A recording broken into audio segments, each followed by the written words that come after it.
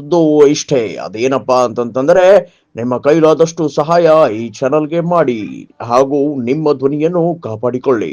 ಇಲ್ಲಿ ಯಾಕೆ ಮೊದಲು ಹೇಳ್ತಾ ಇದ್ದೀನಿ ನಾನು, ಒಂದು ದೇಶದ ಪ್ರೆಸಿಡೆಂಟ್ ಹಾಕಿಕೊಂಡು ಹೋಗ್ತಾರೆ. ಈಗ ನೆಕ್ಸ್ಟ್ ಗುರಿ ಅವ್ರದ್ದು ಯಾವುದಪ್ಪ ಅಂದ್ರೆ ಇರಾನದಲ್ಲೂ ಜಗಳ ನಡೆದಿದೆ. ಅವ್ರ ದೇಶದ ಇಂಟರ್ನಲ್ ರೀ, ಅವರು ಜಗಳ ನಡೆದ ಇದ್ದಾರೆ. ಅದೇನೂ ಇಲ್ಲ, ಜನ ಅಲ್ಲಿ ರಸ್ತೆಗಿದ್ದಾರೆ ಖಮೇನಿ ವಿರುದ್ಧ. ಆಯತುಲ್ಲಾ ಖಮೇನಿ ಒಬ್ಬ ಡಿಕ್ಟೇಟರ್ ಮನುಷ್ಯ, ತನ್ನ ಕೈಲೆಲ್ಲ ಹೇಳ್ತಿರೋ ಗೊತ್ತಂದ್ರು. ಅವ್ರನ್ನೂ ಅಲ್ಲಿದ್ದ ಆ ದೇಶ ಮೇಲೆ ದಾಳಿ ಮಾಡಬೇಕು ಅಂತ ವಿಚಾರ ಮಾಡ್ತಾ ಇದ್ದಾರೆ. ಈ ಮನೋವೃತ್ತಿ ಟ್ರಂಪ್ ಅವ್ರದ್ದು ಎರಡೂ ತಪ್ಪು. ಅಲ್ಲಿ ಇರಾನಿಯನ್ಸ್ ಅವ್ರು ಮಾಡಲಿ, ಅವರು ಜನ ಅದ ಆಂತರಿಕ ಅವ್ರದ್ದು ಸಾರ್ವಭೌಮಿಕ ದೇಶ. ಅಲ್ಲಿ ಆಂತರಿಕ ಅವ್ರ ಜನ ಏನು ಕೇಳ್ತಾರೆ ಅದಕ್ಕೆ ಉತ್ತರ ಕೊಡ್ಬೇಕಾದ್ರೆ ಖಮೇನಿ ಡಿಕ್ಟೇಟರ್ ಆಗಿದ್ದಾನಂತ ನೀವು ಅವನ್ನ ಹಾರಿಸುವಂಥ ಕೆಲಸ. ಈಗ ಪಾಪ ನಿಕೋಲಸ್ ಮಡೋರೋ ತಪ್ಪಿರ್ಬೋದು, ಅವ್ರು ಇಲ್ಲಂತಲ್ಲ, ಮಾದಕ ವಸ್ತುವಾಗಿ ಬರ್ತಾ ಇರ್ಬೋದು, ಇಲ್ಲಂತಲ್ಲ. ಅದು ಇವೆರಡದ್ರ ಮೇಲೆ ಯಾಕೆ ಕಣ್ಣು ಹಾಕಿದ್ರು, ಇದು ಭಾಳ ಮಹತ್ವದ್ದದ. ಈಗಂತೂ ಈ ವೆನೆಜುವೆಲಾದ ಮುಗಿದದ. ನೆಕ್ಸ್ಟ್ ಏನು ಯಾವುದು ನಮ್ಮ ಇರಾನದಲ್ಲೂ ಖಮೇನಿ, ಅಲ್ಲಿ ಜನ ಬೆಂಬಲ ಸೂಚಿಸ್ತು ಅಂತ ಹೇಳ್ತಾ ಆ ದೇಶ ತಮ್ಮ ಕೈಗೆ ತೊಗೊಳ್ಳುವಂಥದ್ದು. ಎರಡು ಕಾರಣ ಅಂದ್ರೆ ಅಲ್ಲಿ ಎರಡೂ ಕಡೆ ಎಣ್ಣೆ, ಕಚ್ಚಾ ಎಣ್ಣೆ, ಅದನ್ನು ಹೊಡ್ಕೊಳ್ಳೋ ಸಲುವಾಗಿ ಅದನ್ನು ಕಲ್ಲಿಡ್ಕೊತಂಥವ್ರು ಈ ಟ್ರಂಪ್.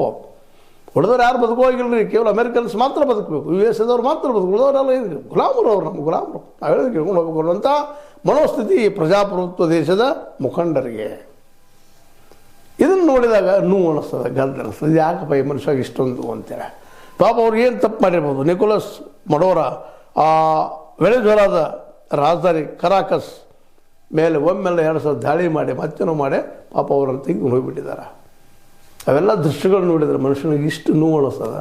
ಏನಪ್ಪ ಈ ಅಮೇರಿಕ ಇವತ್ತು ನೋಡ್ರಿ, ಪಾಪ ನಮ್ಮಲ್ಲಿ ಏನೋ ವಿದ್ಯೆ ಸಲುವಾಗಿ ಮತ್ತೆ ಅದಕ್ಕೆ ಉಪಜೀವನಕ್ಕಾಗಿ ಯಾರು ಭಾಳಷ್ಟು ಓದಿ ಅಮೇರಿಕ ಹೋಗ್ಬೇಕಂತ ನಾನು ಅವ್ರಿಗೆ ಇವತ್ತೆಲ್ಲ ಕಡಿಮೆ ಹಾಕಿಬಿಟ್ಟಿದ್ದಾರೆ.